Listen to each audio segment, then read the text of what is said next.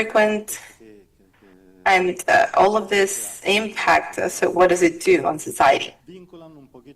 And well, looking our capacity for response and the stability of our socioeconomic system. And so if we look at numbers here, we have 4,000 events in the last year, since 2014 to 2023, and the economical losses reached $2 billion. And so this is an important number. And if we look at the last 2 years, 22, 23, that increase was 20%. So that means that the increase is always more important. And we are going under structural change in our society, because structural change is related to electrification of the economy. And what is happening? It's strongly pushing technological transformation, and this technological transformation is relating us to energy consumption. And some examples here. The electric mobility, it's right there in the word, is energy consumption, digitalization, and the electrification of our homes, AI, which is something we have been discussing for quite a while. But what's behind that? Data centers. And they consume data and consume a lot of energy. So those are just a few examples in the long list to prove the relation between economy and the energy development. So what do we want to say with this? Economy is transforming a strong increase in energy consumption.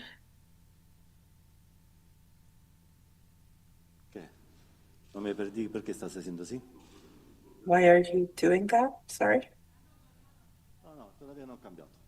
No, don't change the slide yet. No. And so, okay, just a second. I'll go to the next slide. So I know you want to go to the next one, but just give me a bit of time. So what's the point? There's a growth in the demand because it pushes technology transformation, but also a need for having an energy supply that is more feasible or reliable as well. And in Chile, what's happening?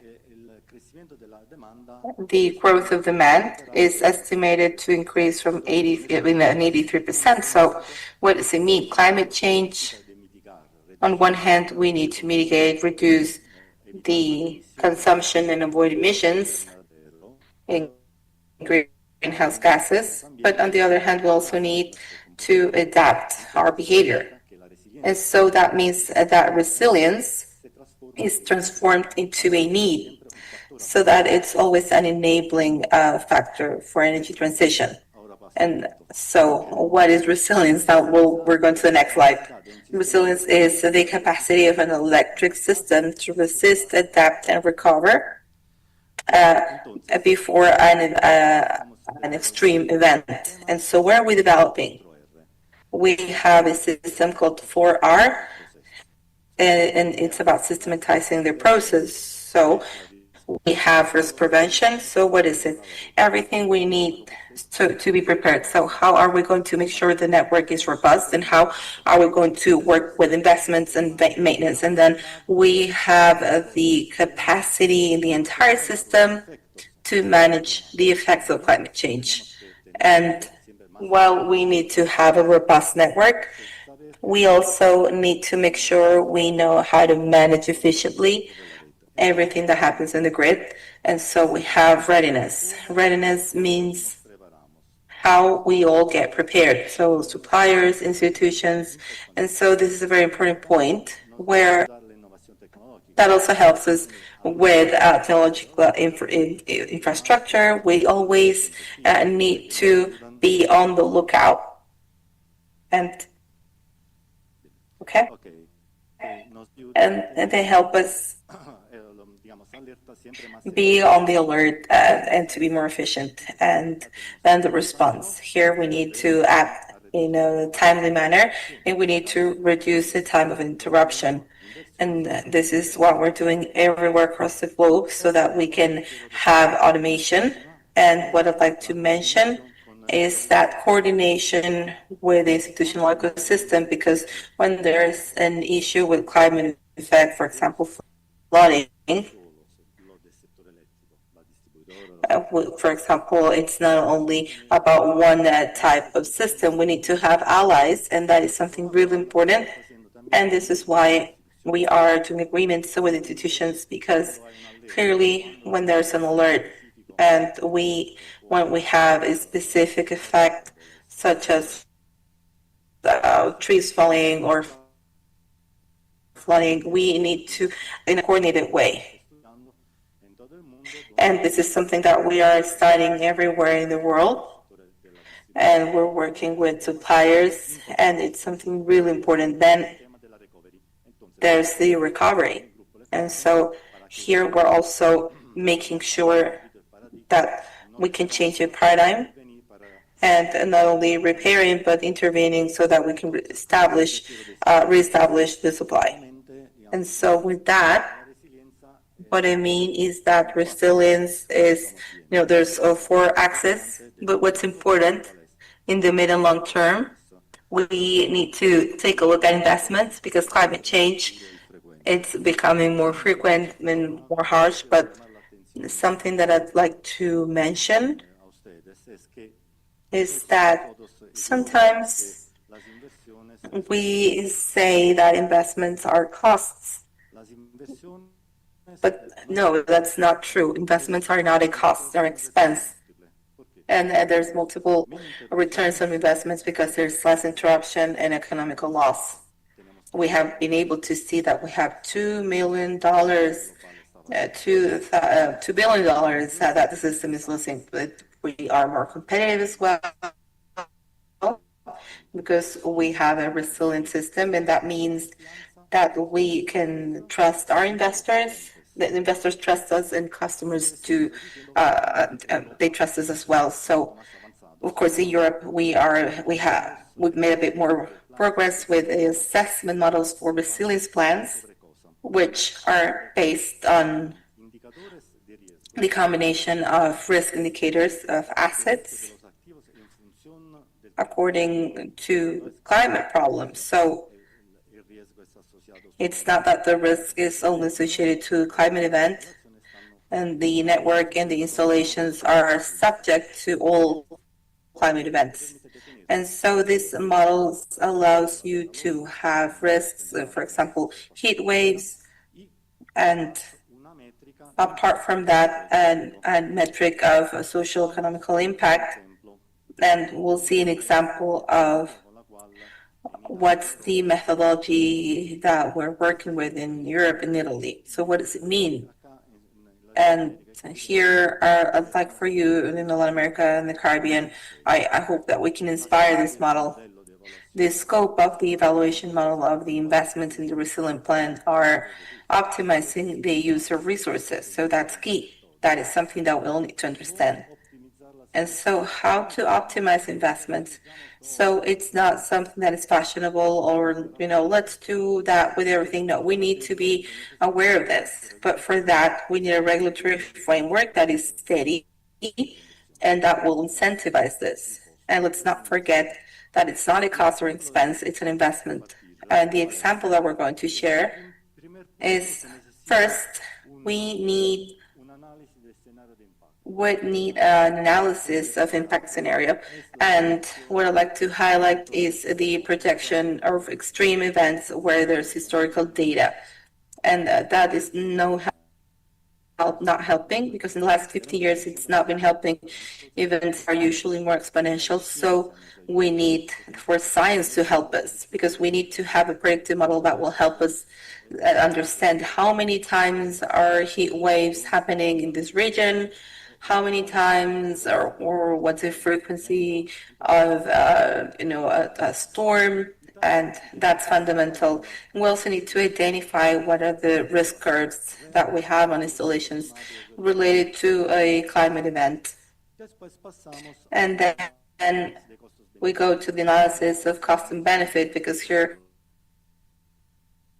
we're talking about an analysis on the benefit and costs and analysis for the entire system. So here in the model, we may find in literature, okay, what are the benefits that we're measuring?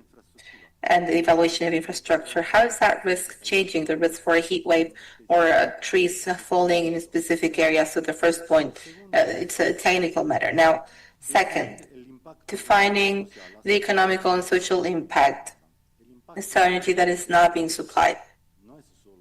So it's not only the distributor and the transmission and transition, it's the economical impact in the entire system. And so same way as we have mentioned earlier, economical impact is related, and that means that the economy is also linked to energy consumption. So having interruptions of 20 hours is not something that we can continue allowing in the entire economical system in a city, in a region, in a nation. And so that's really relevant. And how do we measure these benefits in the system? We also need to be able to identify the investments and how many users are being benefited. And we also have the investment beneficiaries, and we need to understand the specific interventions. Let's keep in mind that here technology is really helping, because in the market there's always more electric tools, installations, and sometimes they are intrinsically more robust. But what's the problem? The problem is that we need to have more investment. So to wrap up, because I'm being told that we need to wrap up, all regulators, institutions, governments, they all need to work together, because we have defined, we are all convinced that resilience is an enabling factor in energy transition. So in a more robust network, that means that we warranty an energy future that is safer and more sustainable. Thank you.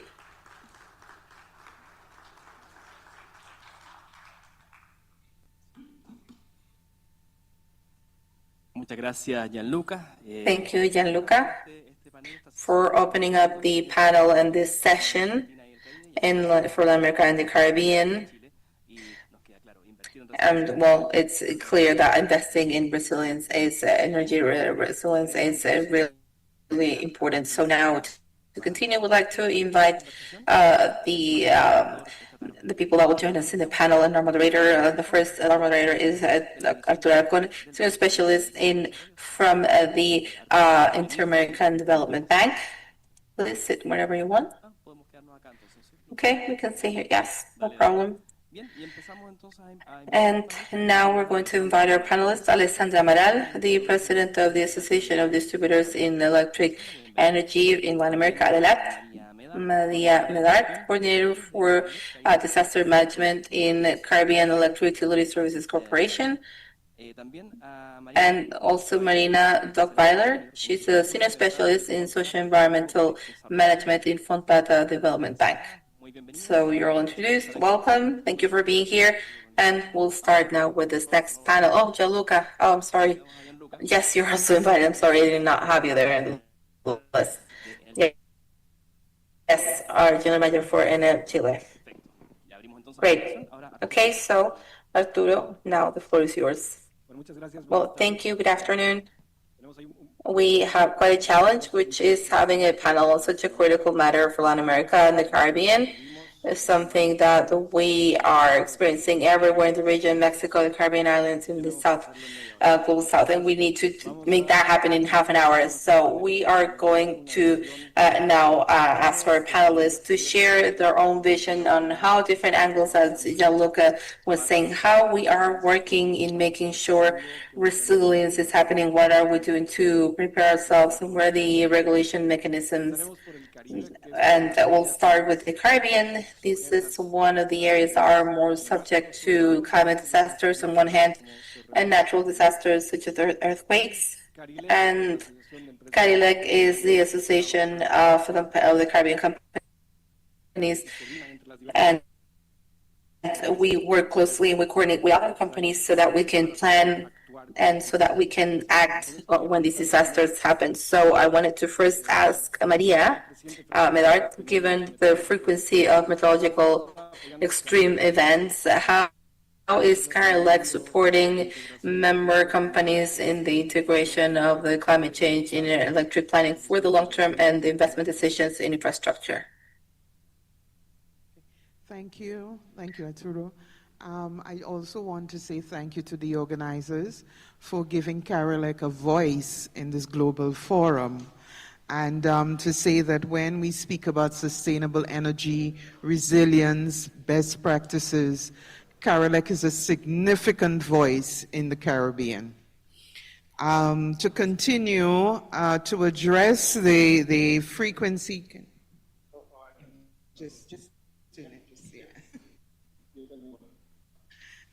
okay, to address the frequency of extreme weather events, CARILEC supports its member utilities by integrating climate risk in their long-term energy planning and investment. We do that through resilience, capacity building, regional international collaborations, and advocacy and policy support. When it comes to climate resilient energy, next slide, we look at the integrated resource resilience plans, and we look at identifying the infrastructure vulnerabilities from extreme weathers and to build climate resilient infrastructure. We also prioritize the resilient technologies when you look at generation, transmission, considering that the CARILEC system, the countries, the member utilities have a lot of aged technologies.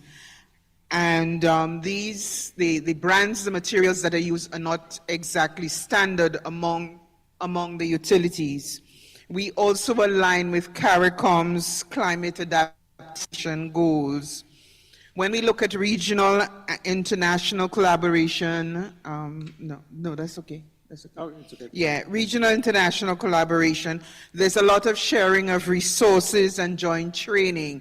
The sharing of resources comes especially after a disaster event, where CARILEC coordinates the manpower resources, technical assistance to assist the member utilities. And that is done through a program called the CDAP program, the CARILEC Disaster Assistance Program, where the utilities that are providing assistance to the affected utilities, CARILEC would pay for their airfare, their overweight, sorry about this, it was creating an echo. The overweight, excess baggage, and so on, whilst the affected utility in itself would be providing accommodation, meals, orientation, and whatnot. The joint training also helps with the response, and this training is done right throughout the year. We have one, for instance, the Linesman Rodeo, which is held in a different member state every year, and it is not just a training, it's held as a competition. And there are lots and lots of participants every year, and it's exciting to see the way the utilities compete with each other. We also provide the access to the latest international practices, technologies, and benchmarking in the electric sector. We also signed an MOU with Green Solutions International, SKN, earlier this year to look at the training for electric vehicle infrastructure, solar power, PV, and so on. Under capacity building, CARILEC does a lot of knowledge sharing, best practices, and lessons learned. And again, that is done through the conferences, workshops, and training held right throughout the year. And there are quite a lot of these. And they bring together the experts, the utility staff, to be able to share what they have implemented, what they have learned. the advocacy and policy support, we work with governments, regulators, international partners to advocate for policies for the incentive climate investments. An example of that would be frameworks that would allow the utilities to recover their costs and grid modernization. LAC in St. Lucia, for example, has a program where homeowners, customers who install the solar PV can get credit for any electricity that is sent back into the grid. LAC also supports with annual reports, strategic incentives, promotion of global best practices and international standards. Next slide, right. So these are some sample examples of what LAC and Jamaica JPS, Jamaica Public Service, have done. Jamaica Public Service, in the aftermath of Hurricane Beryl last year in 2024, looked to look at infrastructure hardening and renewable expansion. They have invested about $105 million in modernizing the grid as of this year. The post-Beryl mutual aid, again, is through LAC, and because of LAC, they were able to restore electricity as quickly as possible. Jamaica has some dangerous terrain where the poles are located, and the teams who came up were very, very helpful, and that was done in record time. They're also looking at the tariff reform and EV adoption strategies. LAC is trying by 2035 to have at least 30% of the energy from non-diesel sources. The majority of that would be from solar. There's also a cultural shift towards innovation and agility. They're looking at being more risk ready. So these are some of the examples of the utilities initiatives. Thank you. Many thanks. Well, I don't know if we keep the black screen or you can change it. Thanks. Vuelvo al español. Muchas gracias. Okay, I'll go back to Spanish. Thank you, Maria. I want to highlight two things that are very important that you're mentioning. First, there's planning. We see first the long-term planning and how can we reinforce the grid, and it's not only the system and considering one part of the network, but considering the entire energy grid, and also regional cooperation, especially in the Caribbean, as you are showing. It's not only interconnected islands, but the regional cooperation actually helps increasing resilience. And now we'll go to the continental part. We have Sandra Amaral, the executive president for AMEDAT, which is the Latin American Association for Distribution. And there's challenges and climate events, of course, heat waves, networks or grids are a bit older. And so what are you facing when it comes to resilience? Thank you, Arturo. It's a pleasure being here, participating in such a relevant panel. Resilience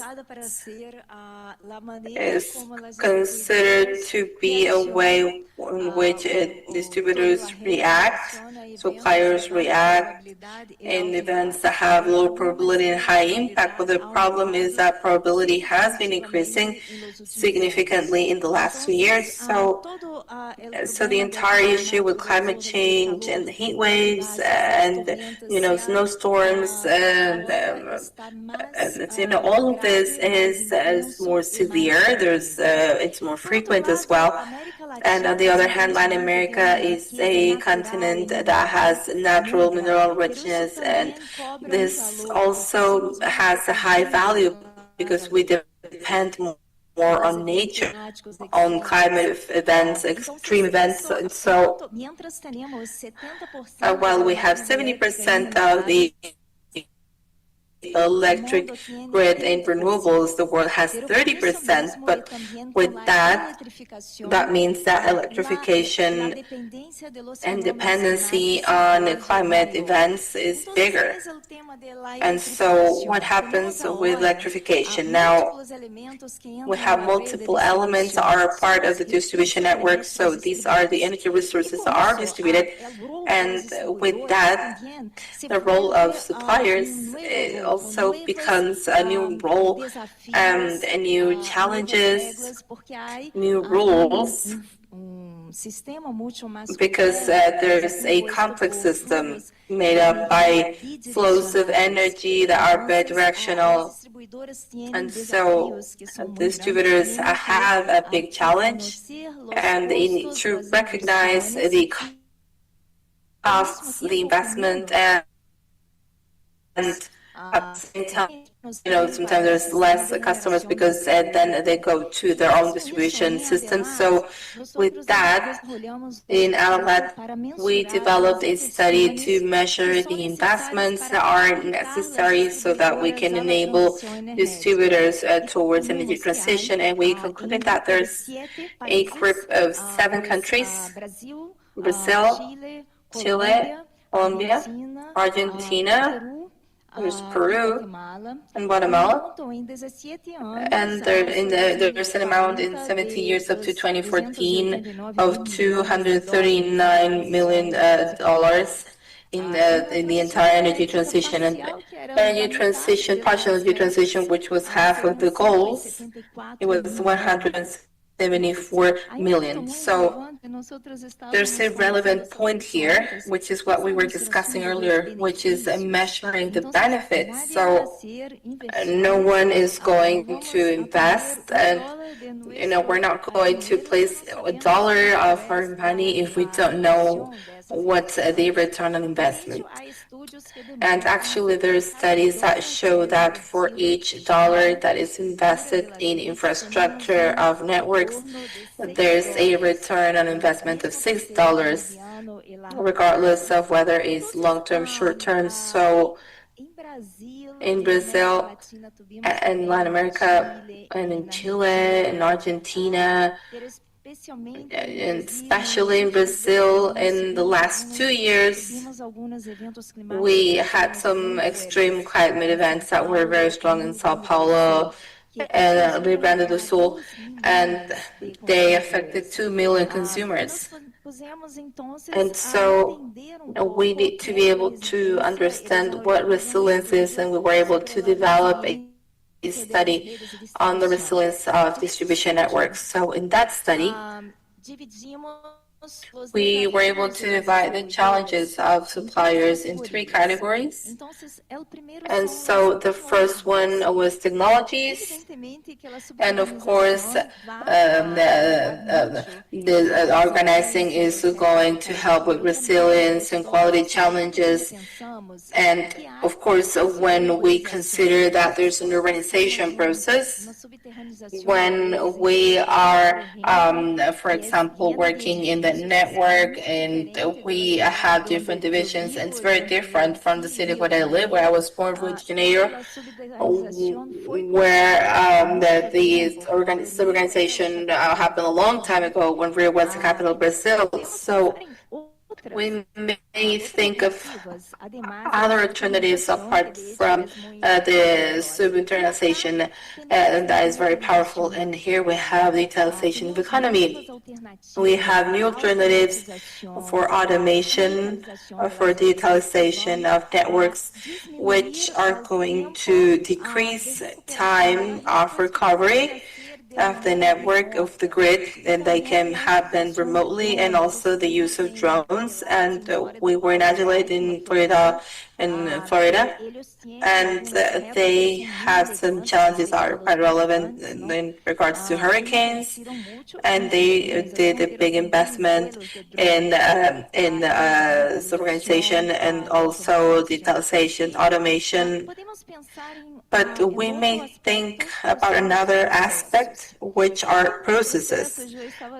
And, in regards to processes, I was, discussing with some of there's, something important Portuguese. I don't know if you say the same thing in Spanish, but those that are combined are not expensive. So if you are working together, it's not as expensive. So when we talk about resilience, we need to consider about, it's all good now, and thinking beforehand, before events actually happen, so that we can understand what the responsibilities are, responsibilities of agents, what are their processes, what's governance like. And of course, many people are involved in the process. We're talking about public defense, we're talking about firemen. I don't know if it's the same word in Spanish. Governments, the mayors and distributors, of course. And so we need to write processes. We need to have the right training, and we need to have contingency plans. And we need to act as if nothing happened, and we need to work as a diagnosis, and we need to understand when there's an extreme event, and it's not a climate extreme event, but sometimes there's cyber attacks that could happen, and so each of the stakeholders are involved. What they do is really important. And another relevant point is that we are groups that are multi-regional, so we have different suppliers, but we could also consider different sectors that could help each other, and everything that goes back to the remuneration of the transportation, equipment, etc. That needs to be previously agreed on, and we had an agreement there in Sao Paulo, Rio Grande do Sul, and we have new opportunities because now we are going to renovate concessions, 60% of distribution, so we're talking about that. And finally, the regulation. And so we need to recognize what are the operation uses, and we need to understand the CapEx investments, and we need to recognize different tariffs because technologies are quite modern and they have an shelf life that is less, so they can be replaced. So that is it. Thank you.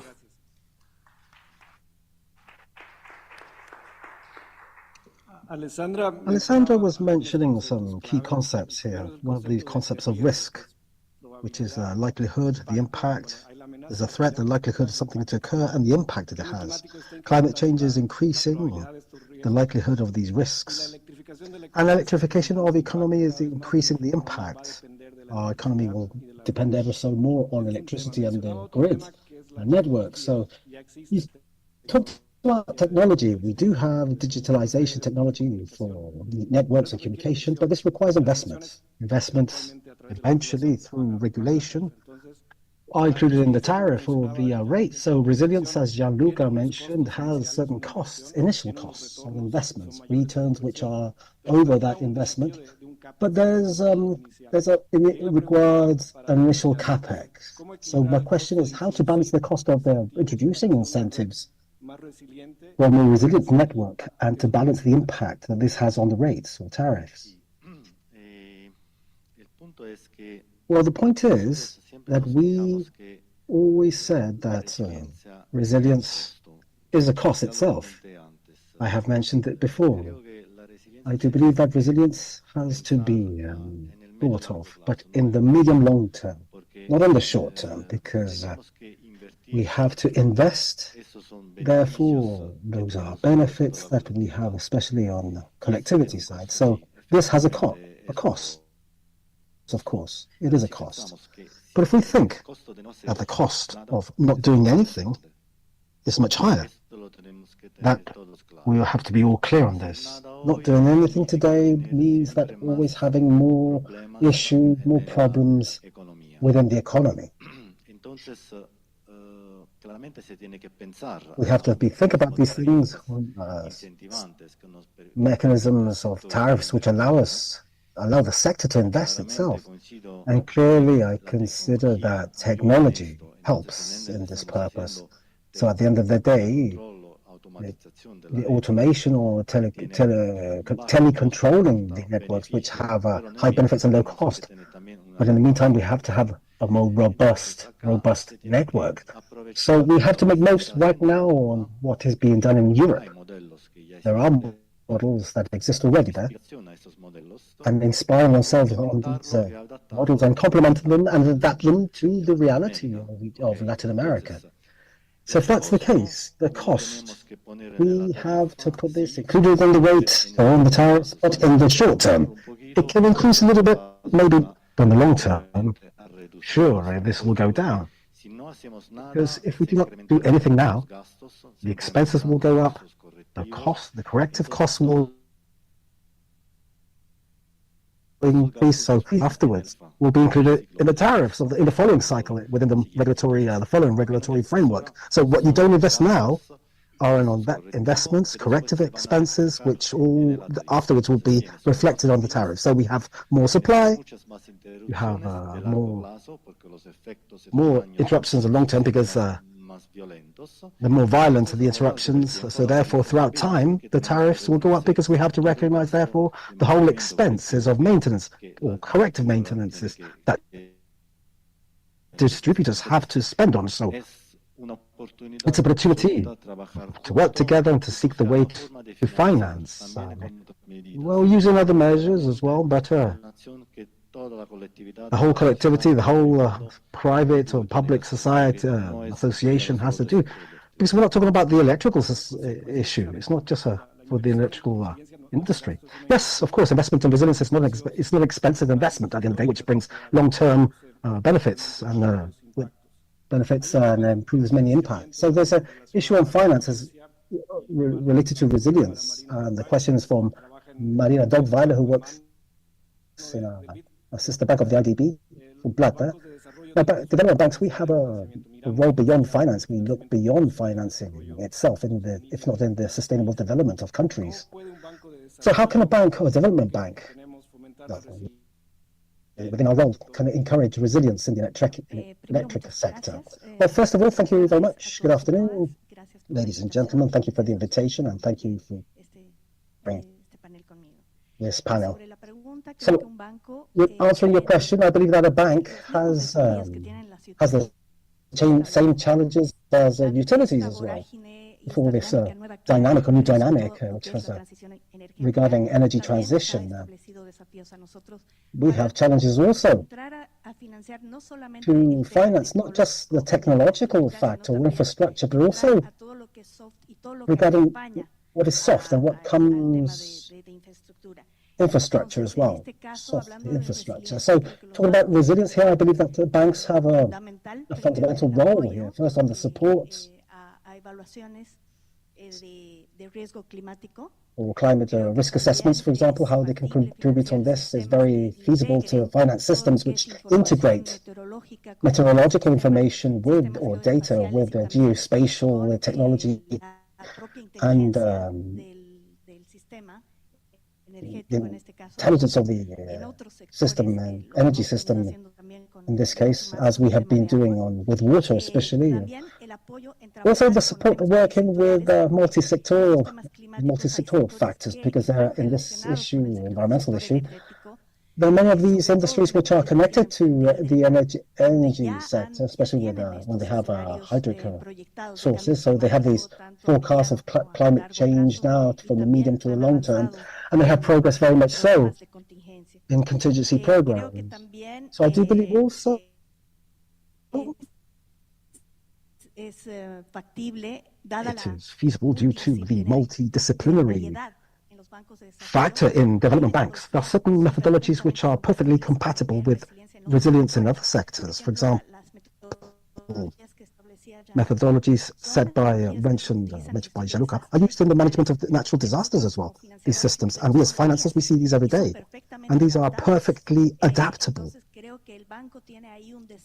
I think the bank has a huge challenge to be able to catalyze that experience from other sectors and include them in each of in the energy sector in this case. Also to encourage and promote strategic plans in the short and the medium term, not only in one country, but also encouraging integration as well, regional integration, and everything which it leads to in terms of cost-benefit analysis. That's what we do as banks every day. So I do believe that to accompany utilities in these and structuring their tariffs so they can actually they can cover the cost of resilience required. Well, everything that we've heard here, like for example, storage costs, auxiliary costs, or services which are required. And also very important, which I've heard in other panels, is that many of these investments which are carried out on resilience in the electrical sector or power sector take a long time due to environmental impact and social assessments, for example. So EIAs, so all these issues that are like the boogeyman don't really have to be the boogeyman. We don't have to be scared of them. If not, banks can also support and contribute in having faster assessments, valuations, adequate to the regulation in force, but also accompanying with all the strategic planning, well, from the beginning, and communicating and disseminating to all effect as well, because resilience is not only focused on climate issue, but social issues as well. So all these topics are included. And lastly, I do believe that the role of banks is vital in the strengthening of skills and conveying and transferring knowledge amongst banks or sister banks that we share experiences and run at work also, starting from triangular cooperation systems, conveying our experiences and knowledge from one sector to another, which can is easily attainable. Thank you very much. We have 5 minutes left to close this panel, so to each of you, I'll ask you in 1 minute, please, could you just give us some key message or a key message from your institutions? What's your opinion? What barriers do you identify and how can we resolve from each of your institutions? A little bit out of the script here, but we're going to start off here with Maria from DADIC. What are the barriers, the critical barriers that you identify? What plans to resolve them?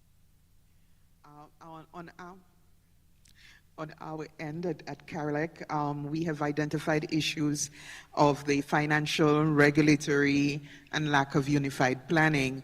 And I'm saying this because utilities have to try to balance whether they look at long-term resilience, such as undergrounding, cabling, and composite poles, etc.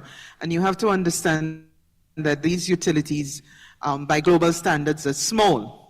And the expense is the same as it would be for any other utility, larger utility.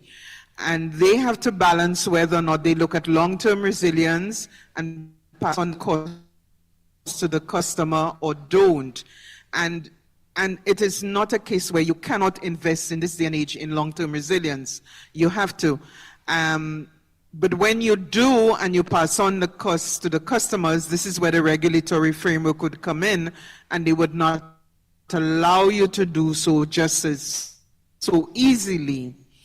We also look at the lack of unified planning. When you were working with government agencies, the member utilities would have their own resilience plans, etc., but it is not communicated to the government agencies, to the emergency management personnel. And when you, for instance, as a government agency, you were speaking on behalf of your country, you were speaking on behalf of your country disaster work program. Where's the utility fall in that? Because you don't have the information, so the utility is usually sidelined.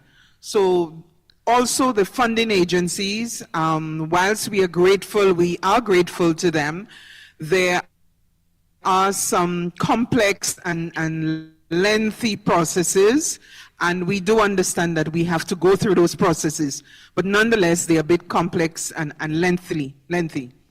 Thank you. Many thanks. I'll go to Gianluca. Gianluca now. So from the experience of NL, which you have a European vision, you have a Latin American vision also. So which one do you consider what should be the role for different players, the civil society, the government, the private sector to contribute to the resilience of the system before climate change? Cooperation, in one word, because it's fundamental. It's vital, fundamental, not just in times of peace is under control. We have good days, or we have a nice climate or weather. It's during these times where we have to cooperate and understand what are the effects that may come ahead, and then we can say that cooperation is fundamental. Also, to cooperate and to coordinate amongst ourselves when we have issues, when we have effects, because while we develop a more robust network, which takes time, we would need innovation which would allow to accelerate this process. We also need to work together when we have crises or have issues or alerts, when we have to resolve a topic in particular. So that's it, cooperation. It's the only way of working together to have an economic sector which is more sustainable and more robust for the citizens. Alessandra, there's a moment for cooperation amongst companies and distributing companies. So what concrete activities do you have to contribute to the increased resilience within the distribution networks in Latin America? Well, in LAC, we're 24 members and we work in 3 axes. The construction side of shared knowledge. We build alliances as well amongst multilaterals, think tanks, the academic world, and the public agenda, engaging with it. So we have produced certain papers and policy papers also regarding issues which are related to energy transition, and I'm talking about resilience here included. So we have published another, we have experts also, WLADI and different companies, agencies. Meteorological agencies also are very important, and the participation of everyone. Clima Tempo is one, for example.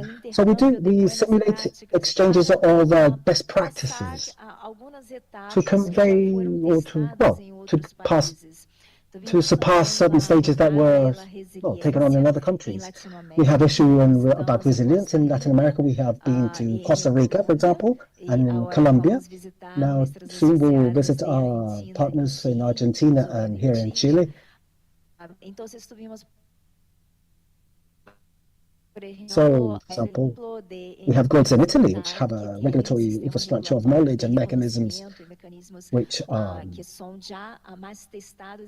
much more ahead and can be put into practice in Latin American countries. It is teamwork at the end of the day, and everyone's engaged and involved, regulators and the general population who suffer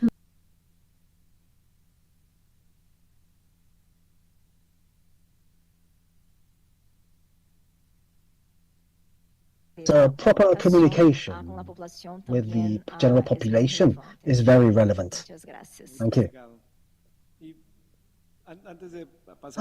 Before we ask another question, we're talking about cooperation here. LAC is cooperation amongst the distribution companies in the Caribbean, LAC as well.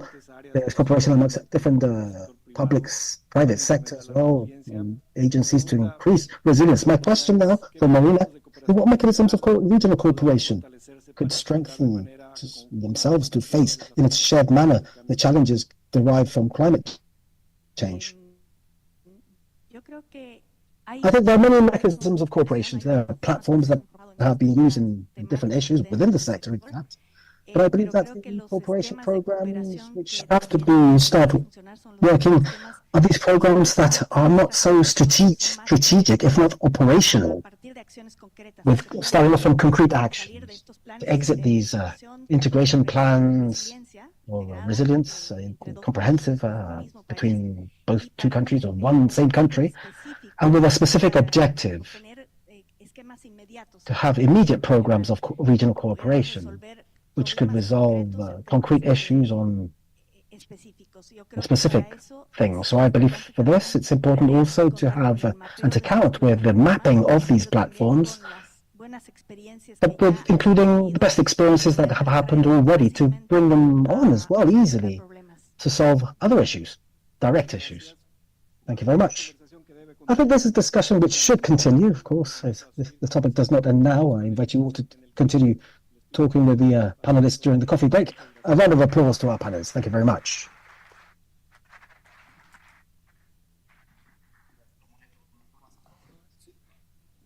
Thank you very much, Arturo. Thank you very much to our guest, Alessandra, Maria, Marina, Gianluca. So, a photograph? Very well. And as Arturo said, we invite you all for our coffee break. The conversation will be very interesting, of course, and we'll be back at 10 past 4 for the last panel on mining. So thank you very much, and let's go and have a nice cup of coffee.